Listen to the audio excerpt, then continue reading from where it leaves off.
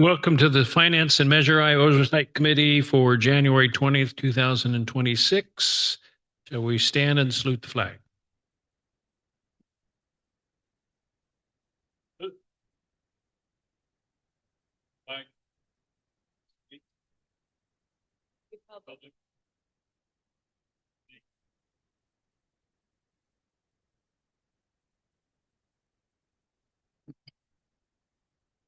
Roll call, Madam Clerk.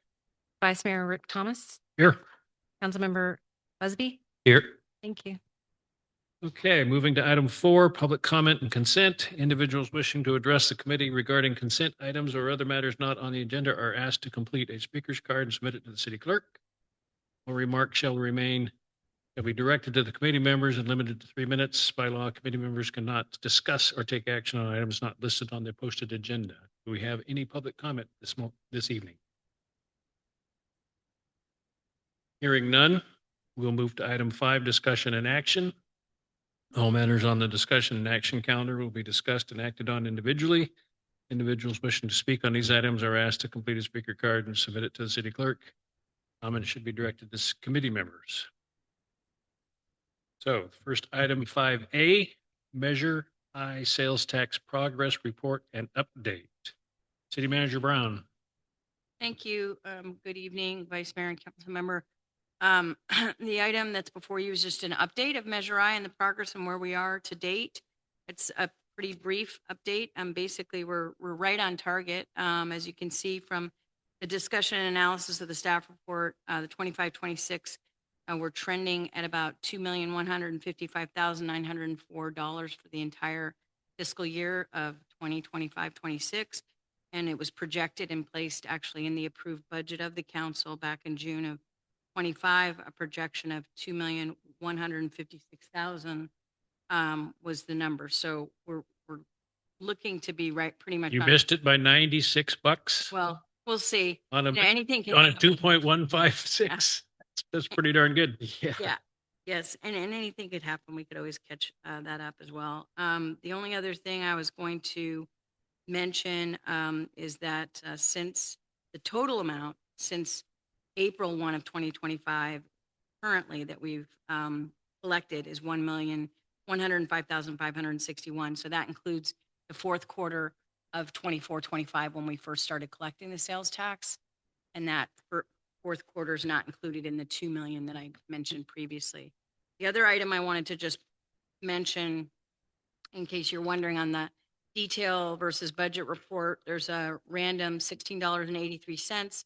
Willow's Ace Hardware. Clearly that should not be in that fund at all. It should be somewhere else. So we, it was a journal entry, and then we backed out that number and subtracted it. That's why you see a plus and a minus for 1683. That concludes my report on the status of Measure I, and Joey and I tonight, the finance director, will be pitch hitting on any questions you might have on both items. I'm better at the staff report and she's better at the reports, and so we're a team. I do have a question that is a little bit out of left field. With the unfortunate passing of Congressman LaMalfa, do we feel like our fire truck situation is in jeopardy, and should we be budgeting accordingly? No, the fire chief has already heard that they're moving forward and we will be getting those funds. Excellent, excellent, excellent. So what is the lag time to receive the sales tax typically? So we finished the month of, say, December. When do we actually experience receipt of the money? It's closer. On the average. On average, it's closer to like 6, maybe 6 weeks, 6 to 8 weeks. So if we ended December 31st, we'll get the December cut probably in early February, early mid-February, something like that. Well, the reason I asked is because if you look at July, we received 162,500. August, 152,358. Then there's this true up for the third quarter of 2025. Well, I got to back up. So the true up that we're seeing for 247,000 was actually 24-25 fiscal year. Yes. because we haven't had the third quarter yet of this fiscal year. We're in it right now. And that number falls into the 1,105,000 that we've already received. Correct. Okay. And I just want to say, going back to like that time frame of when we get our check for, the prior months, the true up has no rhyme or reason. Like that doesn't necessarily follow the, roughly 6-week time frame. It's whenever the state, figures it out and gets the money that it's supposed to get from the entities in the community. So that may not follow the same. That could just be any random time. I can't predict when we'll get true up payments from the state for that. But our standard monthly checks are about 6 weeks out after the end of each month. So, well, $247,000 true up seems high based on a 1.6 or 162,000 or 152,000 from July or August of 25. It's really Is- not that uncommon when you start a brand new sales tax. So is that higher because of it's just started? Yes. So that number will level out as we move forward and get There'll more always be mature. true up, but it probably won't be this high. There were a lot of bumps in the road with that fourth. Well, quarter. initiating a new sales tax and collecting it and getting the merchants to do it and pass it correctly. And so I know that there's a rolling wheel that we have to get started.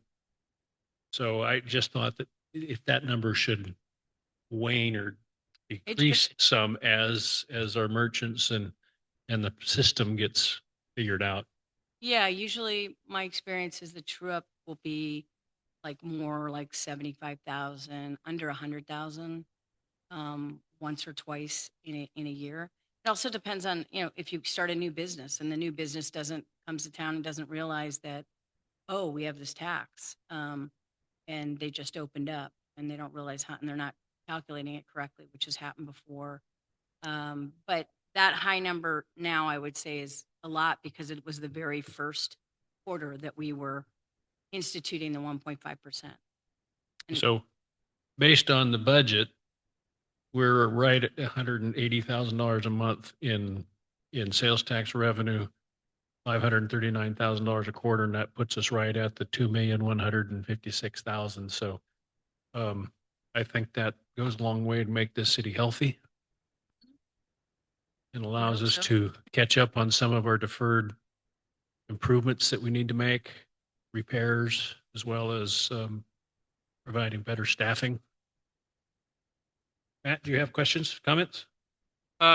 No, I think it is, and it's probably moving on from 5A. So I'll hold back, but I do want to kind of call out a few things on all right, hey, it's great we've got all this money, but I think maybe transcribing a little bit more how it gets dispersed and how there are a lot of unplanned budgeted things that we have to pay for. And I think helping folks connect the dots a little bit more on where does the money go. Calling some of this out publicly, I think helps with hey, we didn't plan that the leaf truck wasn't ready, kind of thing. Mm-hmm.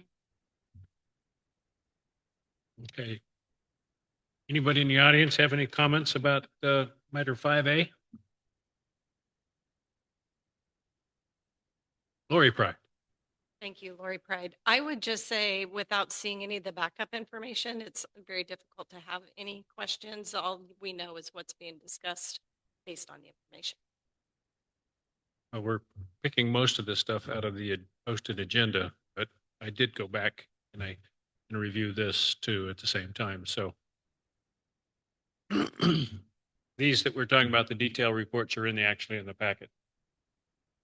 So just as a reminder, the bylaws that the council approved for this committee outlined what would happen at each of the quarterly meetings. And these two items were the only two things that were outlined for the January meeting. And then the meeting we had before that was rather robust in November, there were quite a few additional things that the committee asked for. But given the transition and what we're going through right now, I ask that we not do anything outside of the bylaws for the time being. Also, at your next council meeting, you will be discussing the membership guidelines for the finance committee, which the mayor had asked to have that come back.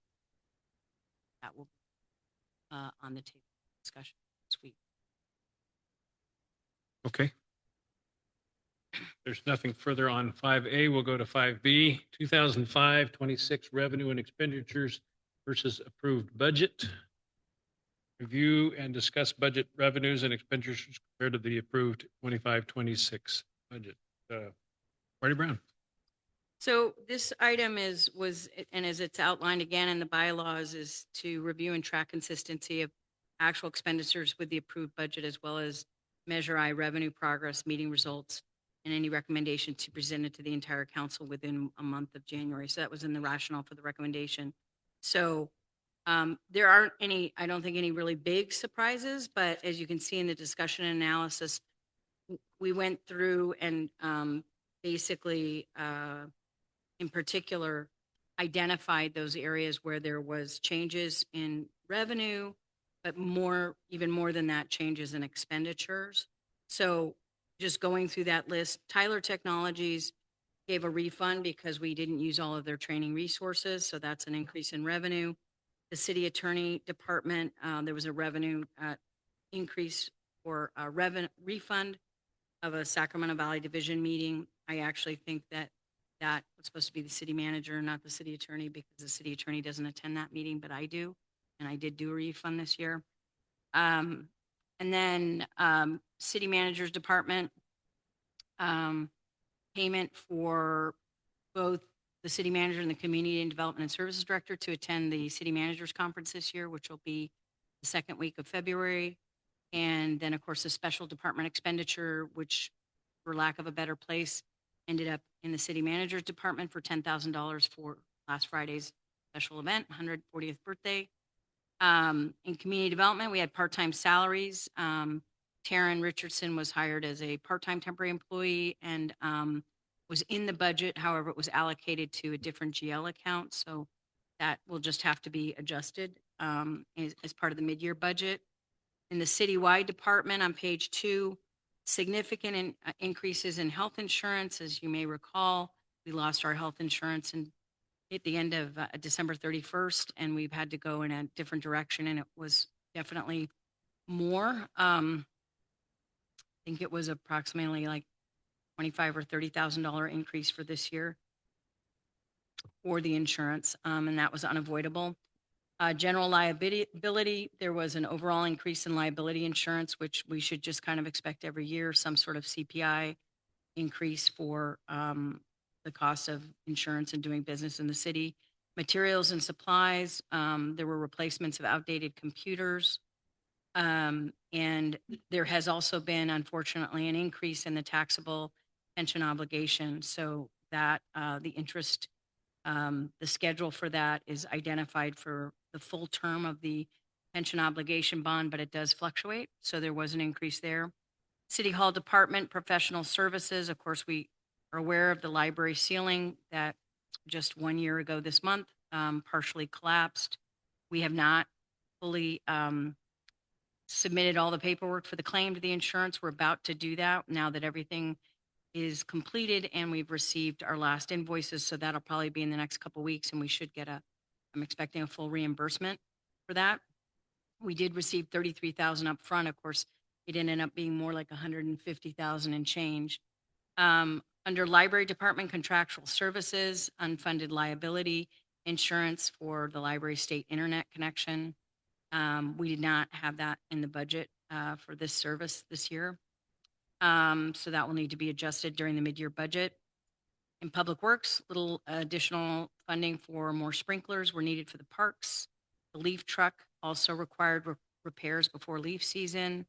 Those repairs were not anticipated as part of the budget because it broke, basically, after the budget was approved. The fire department has an overtime increase, but most of that, if not all of it, will be reimbursed by the state. It's for strike team. So it does look like the overtime budget in the fire department is over, but that should all pretty much balance out at the end of the year once we receive our reimbursement. For FICA, the increase in this account is a result of strike team activity and will also be reimbursed by OES. It's for Social Security. Special projects, the increase is the cost of forensic debris analysis boots and hydrant wrench related to a structure fire. So there was an increase that was unanticipated. A lot of that has to do with, I believe, the advanced life support system that we are now, and you will see also at the mid-year budget, there will have to be some adjustments for launching the ALS program, which we didn't do as part of the budget. Fire chief has done that as a result of Glen Medical closing, so there will be adjustments. And I believe this is also part of that going overage in this line item is related to ALS. And then the next following is the 318 sewage fund. So do you want me to stop there and see if you have any questions about the general fund or before going on to the sewage fund? Or- More of just a comment. The health insurance and the general liability insurance, upwards of $100,000 increase over the prior year is just truly hard to swallow. Yes, and I believe we'll see at the mid-year, but I believe our unfunded pension liability also, as we mentioned last year, started increasing, even though we did a pension obligation bond just before I started with the city, which wiped out the unfunded pension liability. Now, 3 years later, that's starting to creep up again as well. And last year, it had jumped from like 30,000 to 83,000 in 1 year. And I'm anticipating that we're going to see an increase again, unfortunately, thanks to CalPERS investment strategy that doesn't feel like much of a strategy. So we're going to be seeing more of that. Yeah. And that health insurance is just, I'm just hoping we can keep it more like a CPI incremental amount year to year.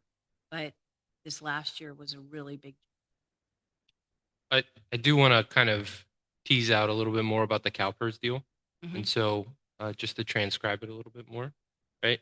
So CalPERS is investing this money on behalf of all the pensioned employees of the state of California, All the cities. all the cities. Their investments aren't going well, Mhm. but those folks still get their pension, and somebody has to make up that difference. And we're that somebody. Mhm. And so again, where does the money go? Why does government cost so much? When all the fun questions that we get asked all the time. I think there are really, really complicated systems as to how these things work. But ultimately, their investments aren't going well, and we got to foot the bill. That is And correct. and that is unbudgeted, unplanned, and it sounds like it's going to continue to happen to where we're probably going to have to either repackage our bonds or borrow again to cover these if we don't get ahead of it, in the next 5 years or so. Bless you. And then how long do we have on that bond remaining? On the existing bond before we start talking about refining? 30 years, and I think that we've got 5, and it was done just the year before I started here, so probably 25 years left. The one thing I would say that is, a positive, it's not perfect, but positive, is by shifting CalPERS in the state of California to what we call the PEPRA system and not the classic, and shifting people away. As people retire and frankly just die, who are classic CalPERS employees, that will help to adjust the unfunded pension liability because PEPRA is mostly funded. The unfunded part is very small in comparison to classic employees. And so that's continues to be a problem. But as fewer and fewer classic employees, are in actually the market and retiring, that unfunded pension liability over time will reduce. And it was a really actually very positive thing that former Governor Brown did and forced on all of us, including myself, who was classic. But I'm not bitter or angry about it at all. But it was the right thing to do for sure. And I think that over time, all cities will see their unfunded pension liabilities reduce as classic people retire and just, sorry. Sure. No. I think it's a great. Big joke in my line of work. No. I think it's a great point to be made just from a transparency standpoint in that, like, hey, decisions that got made a long time ago, hey, problem doesn't get solved immediately. This is something that we're phasing in and phasing out of. And I think, again, we start talking, especially in government and a lot of different things, we throw a lot of acronyms around and connecting the dots for folks that don't know what all those acronyms mean. It makes a big difference as to understanding where the money's going and how we got into the position we did financially prior. It wasn't misspending or anything like that. Just stuff like that creeps up and you It boil really the does. frog slowly. They, at the CalPELRA conference in November that I went to, which is California Public Employee Labor Negotiations, in one of the sessions, they polled people to see how many people were classic versus PEPRA. And I was surprised. It has shifted significantly. It was about 60 to 70% are now PEPRA and only about 30, maybe 40% are classic. And so it just means that, and in this organization right here, for example, we have 2 classic employees remaining. Everybody else is PEPRA. Thank you. So sewage.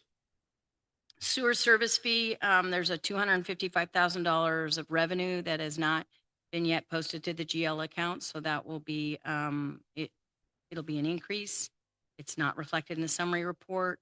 In miscellaneous revenues, the 33,550 needs to be allocated to the previous fiscal year in that line item of miscellaneous revenues. So that's just a entry in the GL account. For expenses in the sewage fund, public works, materials, and supplies, use of these funds were for propane at the lift stations, so it was a little excess that wasn't projected for. Equipment maintenance, these funds were used for battery generator pack. And again, all these things will be addressed in the mid-year budget adjustment. It will probably be the second meeting in March. In CalPERS, the CalPERS fund, these funds were used to pay a portion of employees' CalPERS pension. And so typically we make a cost allocation at the end of the year for a portion of all of the employees who in one way or another touch the sewage fund, which is almost everybody, not just Public Works, but myself, finance director. We all have a role when it comes to the council, the city clerk. So a percentage of our salaries are allocated and CalPERS pensions to the sewage fund. Health insurance, the same thing. A percentage of that, of our health insurance is allocated to the sewage fund. Dues and subscriptions, expenses from this account are for the city's membership to the Central Valley Clean Water Association, which we basically are required to have. Workers' comp costs, this expense was not budgeted for in fiscal year 25-26. There's a few oversights like that. General property insurance, the city's commercial insurance increased from 12,000 to 22,000. Professional services in the sewage fund, this has been budgeted for and will be allocated in an interfund transfer, a cost allocation for professional services. And also there was a double entry in fund, in account 41300. And as a result, an adjustment of 110,000 was completed and the new correct balance is 33,000. So we're not over in that line item. That's pretty much the, I mean, there might be a few small ones here and there, but that's pretty much all the, in both the general fund and sewage, the accounts that were mostly a little bit over. Some of them were pretty significantly over, but unavoidable, like insurance. And that's pretty much everything. And like I said, at the March meeting this year, Andy Heath will be doing the mid-year budget for the city because Joey just got here and is still learning a lot, including how to use Tyler Technologies. So I've asked Andy to do the mid-year budget this year, and all of these things that we're discussing tonight will be reflected in that mid-year budget sometime, probably, like I said, the second meeting in March. I do have one question on the 140th. So it's reflected here as 10,000, but that's not straight out of the city's budget. We recouped some of that in sponsor dollars and trade in kind, I assume. No, the total budget was $14,250. That included the $4,250 from the sponsors, and the total amount that we used was, I believe, between 12 and 13,000. Total amount that we ended up using for the entire. So just maybe $1,500 under what the total budget. It's a very nice event. Thank you all for doing that. A hell of a party. Yeah. I think a lot of people really appreciated it actually in this community. So I think it went a long way for public relations and confidence in the city. So we have expenses and then when we get reimbursements, like for the insurance for the collapsed roof, that will go on the revenue side as a revenue posting. Is there a way to post that so we can easily draw a comparison to this expense and that's the credit? Without overburdening staff with trying to make this all happen to keep council members happy? We could create a called that way you'll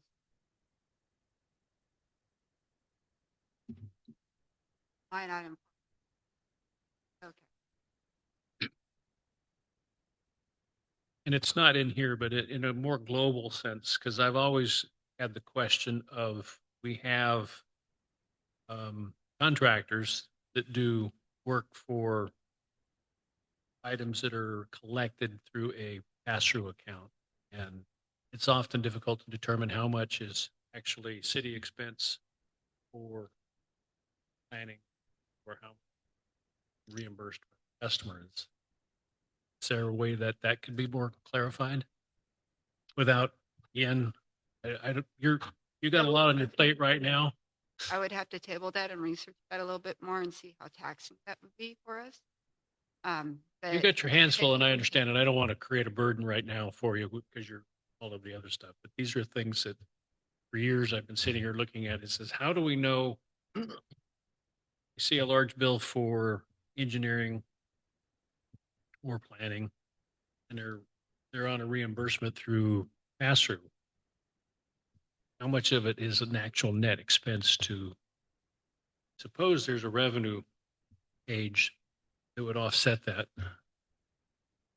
yeah, so you want to see how much the city's actually paying for that engineering or planning since. That's what we're looking at portion- is what is the city's operating cost? So we enter into a cost recovery agreement with applicants at the counter when they need, especially when they need engineering and planning, because those are costs that can just start to escalate depending on the size of the project. Or But building? they put down a deposit and then we charge against that. And, but the way it ends up, you know, the way you end up seeing it in the budget is that you just see these bills coming in for the engineer, for example, or the city planner, and they're huge. And a lot of times the council and the public don't know how much is on the other side that we're getting reimbursed for from the applicant. And it's been something that has been not very clean or easy to understand. It's been kind of messy. One of the plans that we've had that, again, hasn't happened yet was there's a module in Tyler called Project. And the thought was that we could use that as a way to track reimbursement and cost recovery applicants who come in against, you know, the accounts and what we're spending on engineering. So that's in the planning stages, but it has not yet been implemented. But I think it'll make it a lot easier to track it because it has been all along been done in an Excel spreadsheet, which I don't think is particularly. Well, it also helps us understand, are we billing correctly? Are we collecting correctly? Are, Yes. you know, The other thing, we could set up a whole department of engineering. And all the revenue that comes in there be from customers, and then all the expenses specifically versus single. Other, That could be we could another way to do it. that way too, or like said, we could do project. Just set those up and. And I think research that's that a little probably bit more. a good conversation to have with Andy as well. I mean, Andy hasn't had that much contact with Joey yet, but he will be soon because he's doing the mid-year budget. But I think also maybe talking to him about some of the options because he's so very familiar with Tyler. He breathes it, he stuff in his sleep. He's very, very good with Tyler. So well, I don't mean to overburden you, but these are things that I think will go a long way for public to be able to say, they see a large bill to the city engineer. You're going, wow, we're spending that much money with the city engineer. Why don't we just hire our own? Of course, back before I was on the council, that was my thought. So that's why I know some people think that. I mean, but I also understand there's water and building and there's sewer and there's multiple things that the engineer, and so it's not just a singular engineer that's working on all the projects. So it's how do we justify or how do we acknowledge and how do we track it for transparency? I hate the word, but for accountability and to make sure that we're accounting correctly and collecting correctly. All things for us to work on. Or As your hair gets gray, you'll have that all figured out. I don't have any more to lose, so don't worry about that. That's all I have. Do you have anything else? No, that's all I have. Anything from the audience? With that, we will move to adjourn.